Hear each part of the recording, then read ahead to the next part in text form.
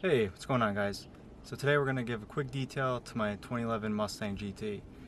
Needed it, and spring's approaching, finally at last, some sunny, nice weather. So I wanted to take you guys along and basically show you what I use and just to see the before and after. So stick with me and enjoy the ride. So as you can see, there's a lot of junk and debris lodged all over the place. This is what it looks like before. Alright. Side's not too bad. Leather needs a little bit of love. Alright. Dash isn't too bad. Other than that, it's not too bad. I have some stuff laying around there, but that's okay. So it's not, overall, it's not that bad. Wow, after looking at this video, I realized I really need a haircut. So right out of the gate, I like to remove the floor mats and vacuum the carpets and the surrounding areas. This allows me to lessen the amount of vacuuming I need to do by dirt potentially spilling onto the carpet itself. I'm using a household vacuum cleaner with a crevice tool attachment. I like to start from the pedals and work my way back, being sure not to miss any spots. Just as a heads up, my car wasn't that dirty or messy to begin with, but I just wanted to address mainly the carpets, seats, and interior trim pieces. Since it's getting nicer out and the opportunity's presented itself, figured I'd squeeze in these now so I don't have to attend to so much more once as spring is in full swing. I will come back to finalize the interior, so basically this is more or less a maintenance detail, as you can say. After I start with the carpet, I like to tackle the interior trim pieces and work my way down rather than around. I like to use something soft such as a screen cloth or a microfiber just to pick up any loose debris and feel out the interior. I've seen people use air to dislodge things or putty, but a quick wipe down works great. By using a softer cloth, you get the idea of how the materials are and feel, and you're certain not to cause any damage instantly since you have a reserve towel just for this purpose. I think I got this rag initially at AutoZone, or I believe maybe the rag company at one point. It was pretty cheap and I've been using it ever since, and it's very effective. So once as the initial wipe down is complete, I like to whip out your choice of interior cleaner. In this case, I'm using Ammo's Lather here. I like to get the rag wet as opposed to actually just spraying it around all over the place like a fire hydrant, right? I find it's more of a controlled clean and you can gauge which spots you need more help on. For the steering wheel itself, I like to spray onto the towel and to check to see just how much agitation or effort I'll need to remove the dirt and oils. I had footage of me using the brush because I found out that after wiping it, as you see here, it actually did need more effort and care, especially in between the stitching, which is a very common place to have it build up and occur. But unfortunately, that footage disappeared. Not really sure what happened. I probably fat fingered it and it deleted it.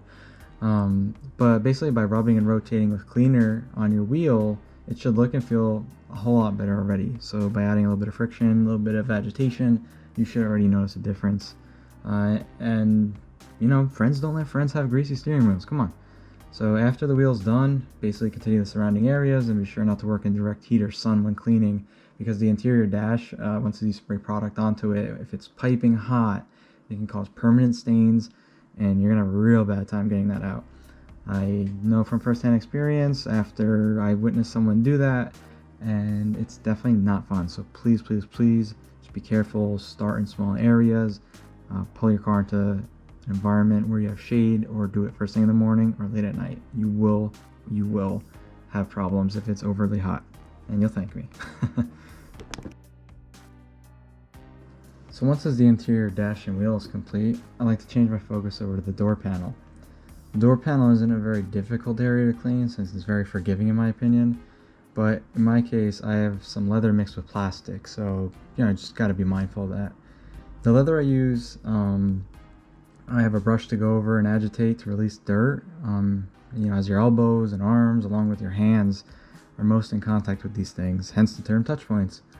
I also like to spray down some product on the panels, or wipe down basically the panel itself with a towel that already has product on it.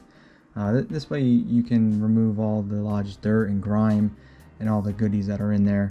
It's kind of interesting because I feel like the door panel is the first thing you kind of notice when obviously you're leaving and you're opening the door. So if you notice a big kick stain on the bottom where the speakers are, or any sticky residue or candy or anything lodging in the window buttons. You really do want to address that, and you want to make sure that you have a little bit of protection so that next time if it happens, which hopefully it won't, you have something that'll make it easier to remove and making your life easier as well. So after the door panels are addressed, I like to start tackling the seats. The seats are leather, so you have to use some care and be mindful. Don't just right out of the gate scrub like a madman or use something that may discolor the leather. You'll be kicking yourself for that one. So once you got your product of choice, in my case I'm using the ammo lather again, you can opt to clean it with a leather brush to make the product more foamy and lather, like basically to trap dirt, to make it easier to remove in general. Or you can go ahead and just rub it with microfiber. But you should really test it on a small spot first, and then this way if you have an issue, it's easier to correct a smaller issue than the big one. After barely applying any pressure and letting the brush and product do the work, wipe down the seat and flip to a clean side and then repeat.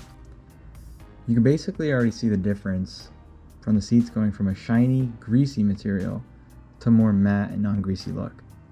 One thing you'll notice is that I did not film myself putting on conditioner. The reason for that is because I realized my memory card was full and it died on me. But it's always good practice to use conditioner since it'll leave your leather feeling refreshed and nourished. But every type of leather is different, and what type of clean you did is important as well. Once you're basically done with the entire seat, you can work on the rear seats if you have them. If you don't, saving yourself a lot of time. But conditioner is very important, but just be mindful that, test on your leather suspiciously first. Don't add a lot of pressure, let the brush and the product do the work. This way if you have any problems, you can go ahead and correct them without even noticing that you had a problem in the first place. So especially if you're a pro detailer, if you're just doing this for yourself, for your parents, whatever. It's always good to learn, to start small, to take your time.